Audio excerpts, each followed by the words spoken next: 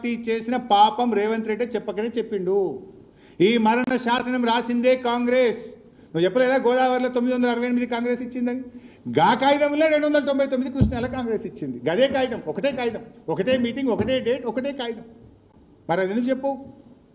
దాని మీద పోరాడింది, సెక్షన్ 3 తెచ్చింది బీఆర్ఎస్. 28 లెటర్లు కదా ఇప్పుడు నేను చూపించింది మీకు. 28 meetings we raised for 50-50. Finally we got the award. ఇప్పుడు తెలంగాణ వాదనలు అయిపోయినాయి. నెక్స్ట్ ఆంధ్రప్రదేశ్ వాదనలు అయితే ఇంకొక 6 నెలల ట్రిబ్యునల్ అవార్డు వస్తుంది. 6 నెలలు గట్టిగా తనలాంటి 6 నెలలు వస్తుంది. అయిపోయి నువ్వు గా పని చేయమంటే గీ చిల్లర ముచ్చటైందా Revanth Reddy? Now I think 299,512 is clear. Banakacherla is clear. బన్కచర్లకు ఎట్లా ప్రగతి భవన్లో చీకటి ఒప్పందం అయింది, బజ్జీలు ఎవరు తినచ్చిండ్రు, ఏం జరిగింది అది క్లియర్ అయింది. కొట్లాడింది ఎవరు అది కూడా క్లియర్ చేసిన. నెక్స్ట్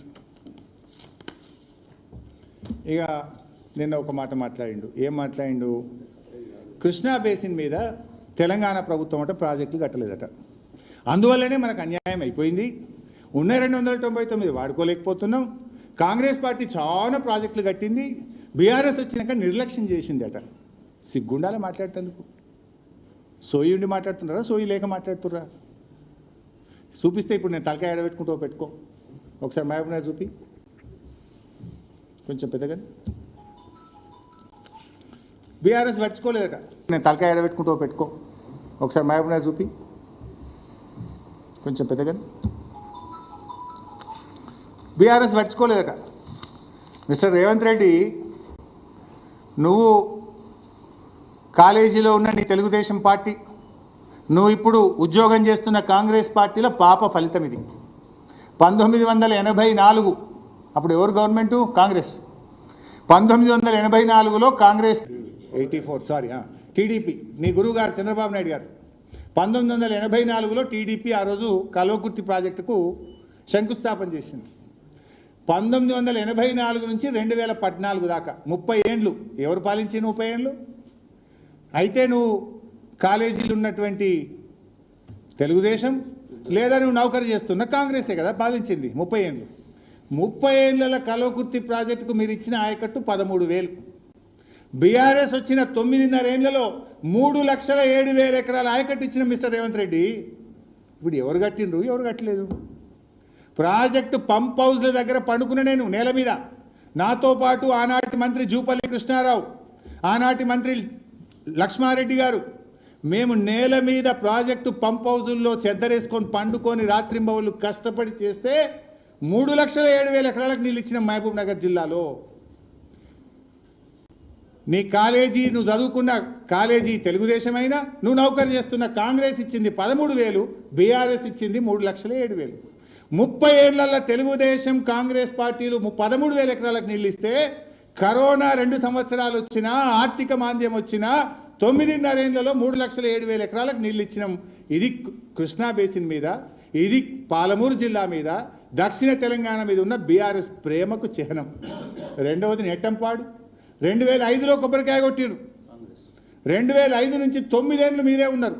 9 ఏళ్లలో మీరు 2,300 ఎకరాలకు నీళ్ళు ఇస్తే 1,42,000 ఎకరాలకు బీఆర్ఎస్ ఇచ్చింది. భీమా 2005లో కొబ్బరికాయ కొట్టిండ్రు. 9 ఏళ్లలో 12,000 ఎకరాలకు నీరు ఇస్తే 1,58,000 ఎకరాలకు బీఆర్ఎస్ ప్రభుత్వం నీళ్లు ఇచ్చింది. కోయిల్ సాగర్ 2005లో కొబ్బరికాయ కొట్టి గుండు సున్నా 1 ఎకరానికి మీరు నీళ్ళు ఇవ్వలేదు. 38,250 ఎకరాలకు నీళ్ళు ఇచ్చినాం. తుమ్మిళ్ళ 55,600. అదేవిధంగా మోడర్నైజేషన్ ఆఫ్ జూరాల, దాన్ని పెంచినాం 1,07,000 ఎకరాలకు. మిషన్ కాకతీయ చెరువుల పునరుద్ధరణ ద్వారా స్థిరీకరణ 2 లక్షలు. ఒక్క మహబూబ్ నగర్ జిల్లాలో 10,08,000 ఎకరాల ఆయకట్టు మేము కొత్తది స్థిరీకరణ కింద సాధించాం. 10,08,000 ఎకరాలు. ఇక మీరు చేసిందేమో 27,000 ఎకరాలు. మీ గొప్పతనం 27,000. ఇక రేవంత్ రెడ్డి అంటాడు కాంగ్రెస్ ప్రాజెక్టులు బాగా పెట్టింది, బీఆర్ఎస్ నిర్లక్ష్యం చేసింది. ఇప్పుడు ఎవరు నిర్లక్ష్యం చేసినాడు? దానికే ఎడబెట్టుకుంటావు. ఇప్పుడు ఎడబెట్టుకుంటావు చెప్పు. 4,000 కోట్లకు పైగా ఖర్చు పెట్టి మారోజు ఒక 4 ప్రాజెక్టులకే 4,000.